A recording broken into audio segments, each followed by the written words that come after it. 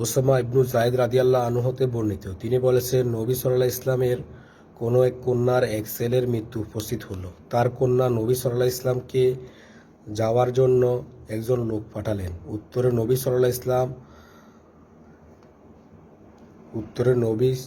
ইসলাম লোক পাঠিয়ে জানালেন, আল্লাহ যা নিয়ে নেন আর যা দেন সবই তার জন্য, আর প্রতিটি বস্তুর জন্য একটা সময়সীমা নির্দিষ্ট আছে, কাজে সে যেন ধৈর্য ধরে এবং অবশ্যই সওয়াবের আশা করে। তারপর নবী সাল্লাল্লাহু ইসলামকে যাওয়ার জন্য কসম দিয়ে আবার লোক পাঠালেন। তিনি যাওয়ার জন্য উঠে দাঁড়ালেন।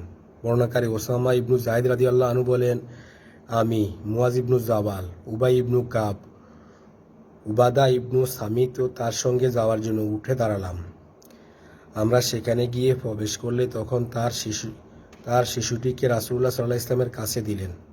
তারা শিশুটিকে রাসূলুল্লাহ সাল্লাল্লাহু আলাইহি ওয়াসাল্লামের কাছে দিলেন। আর তখন বাচ্চার বুকের মধ্যে এক অস্বস্তি বোধ হচ্ছিল। বর্ণনাকারী বলেন, আমার ধারণা নবী সাল্লাল্লাহু আলাইহি ওয়াসাল্লাম তখন বলছিলেন, এ তো যেন মশকের মতো।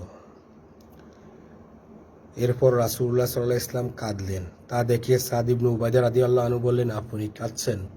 তিনি বললেন, আল্লাহ তার দয়ালু বান্দাদের উপরে দয়া করেন।